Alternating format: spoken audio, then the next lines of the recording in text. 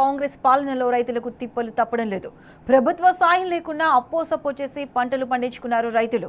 పండించిన ఆ పంటను అమ్ముకుందామంటే కూడా ఈ ప్రభుత్వం సహకరించడం లేదు. రాష్ట్రంలో కొనుగోలు కేంద్రాలు తెరవలేదు. దీంతో రైతులు దళారులకు పంట అమ్ముకుని నష్టాలు మూటగట్టుకుంటున్నారు. ప్రభుత్వ నిర్లక్ష్యంపై రైతన్న కన్నెర్ర చేస్తున్నాడు. సూర్యాపేట జిల్లాలో ఉత్తమ్ పద్మావతి ప్రాతినిధ్యం వహిస్తున్న కోదాడలో అన్నదాతలు రోడెక్కారు.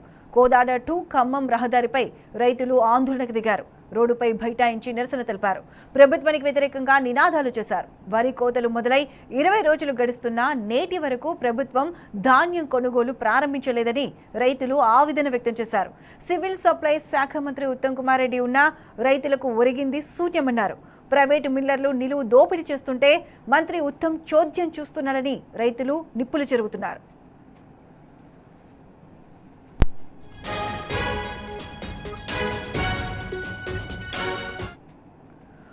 రైతుల ఆందోళనకు సంబంధించి పూర్తి అప్డేట్స్ మా ప్రతినిధి రాము అందిస్తారు.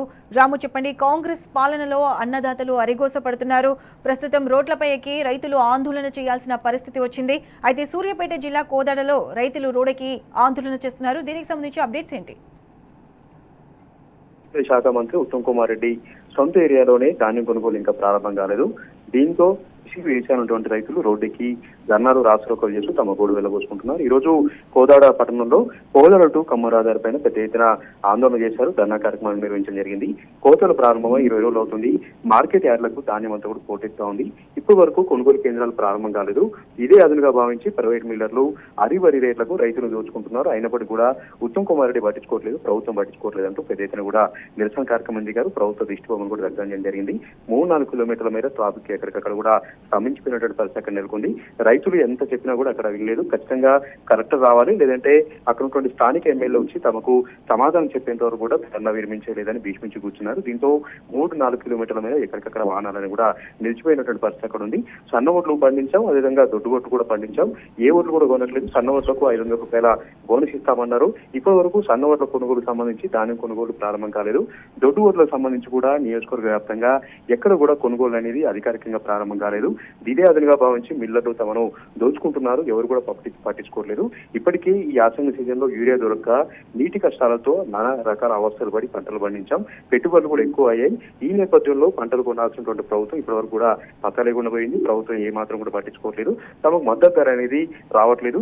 2369 రూపాయలు రావాల్సి ఉన్నది. అదేవిధంగా 500 రూపాయల బోనస్ ఇస్తే దాదాపుగా 29 రూపాయలు కింటాకు వస్తుంది.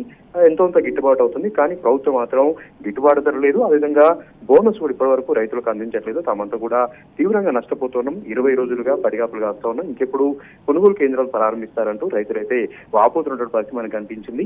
ఉత్తమ్ కుమార్ రెడ్డి సివిల్ శాఖ మంత్రిగా ఉన్నారు.